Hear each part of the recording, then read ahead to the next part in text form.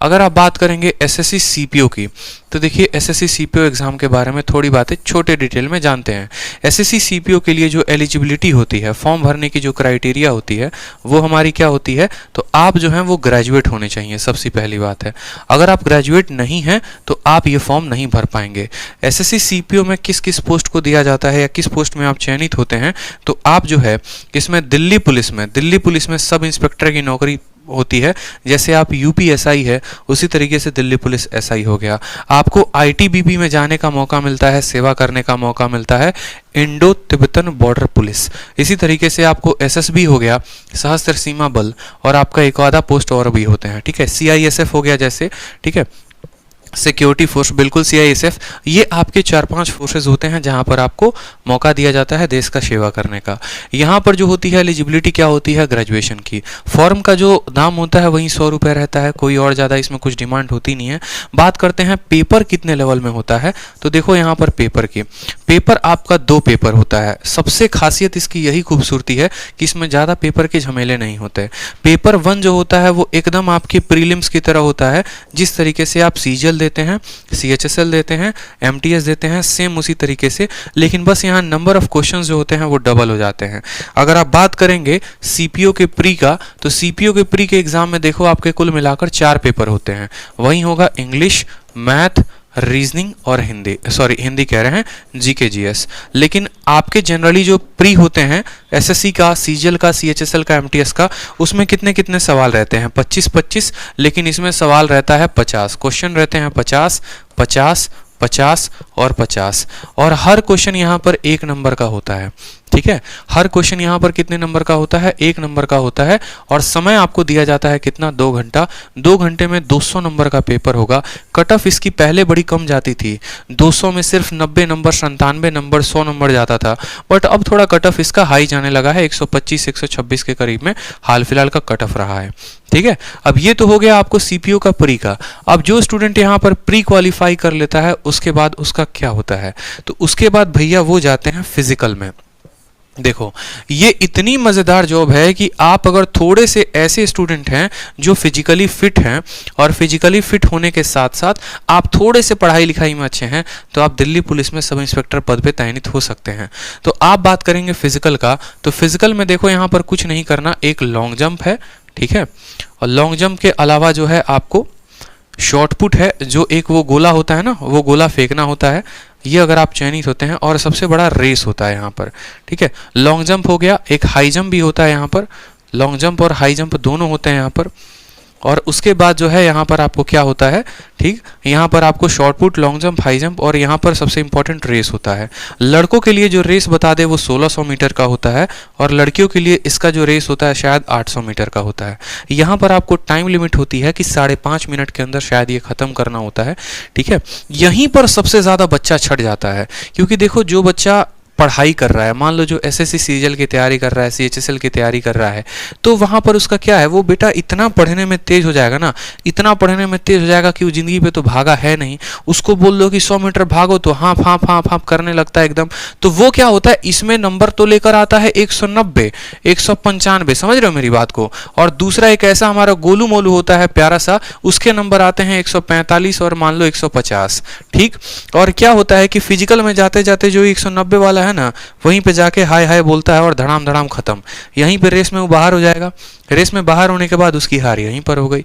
अब रेस में बाहर होने के बाद क्या हुआ कि जब अब उसके बाद लेता है सीपीओ मेंस, ठीक है, प्री हो गया, प्री का पेपर आ गया 200 नंबर, उसके बाद फिजिकल हो गया। फिजिकल में मैं आपको बताऊं तो ऐसा हाल होता है कि सेंटर पर अगर 1000 लोग जा रहे हैं ना, तो मुश्किल से 40 या 50 लोग ही सेलेक्ट होते हैं प्रत्येक सेंटर से।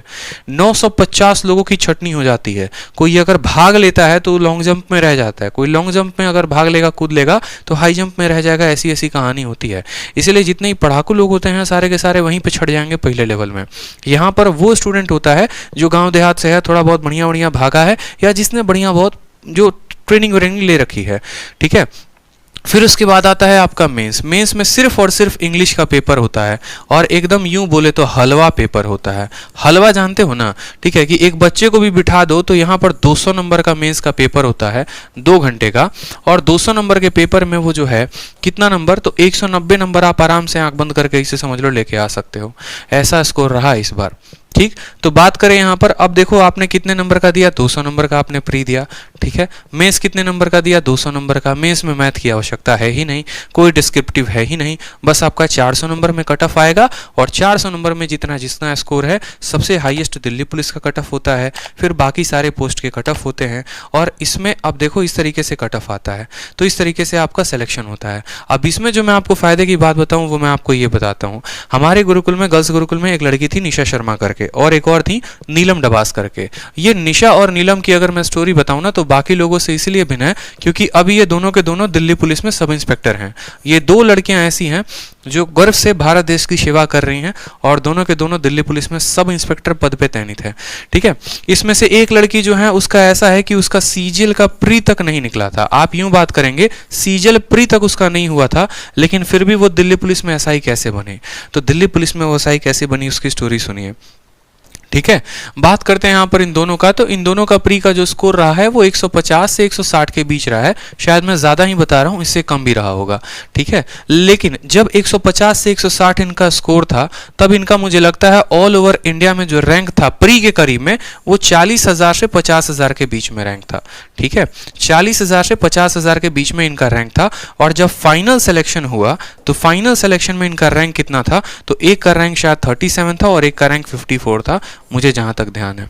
तो ये 40,000 से 50,000 से रैंक पे 37 पे ये लोग कैसे आए, तो कारण है प्री में बहुत अच्छा स्कोर नहीं था, इस वजह से इनका रैंक कितना खराब था। लेकिन उसके बाद हुआ क्या, उसके बाद हुआ फिजिकल। प्री के बाद कौन सा पेपर हुआ, तो प्री के बाद हुआ इनका पेपर फिजिकल का, और फिजिकल के पेपर में क्या हुआ, ये दोनों लड़कियां इतनी शानदार लाजवाब भागने में, भैया ऐसे समझ लो हवा को चीर के भाग रही हैं। ठीक है, पतली दुबली और इतना हौसला इनके अंदर, इतना जज्बात इनके अंदर कि भागे तो इतना खतरनाक तेज भागे हैं कि ये भाई साहब जो रेस है उसको क्वालिफाई कर लिया, लॉन्ग जंप, हाई जंप, इन तीनों के क्वालिफाई करने के बाद तब आया मेंस का बारी। क्योंकि यहां पर पता है कौन सा बच्चा छटता है, यहां पर वो बच्चा छटता है ना जो सबसे ज्यादा पढ़ने में है।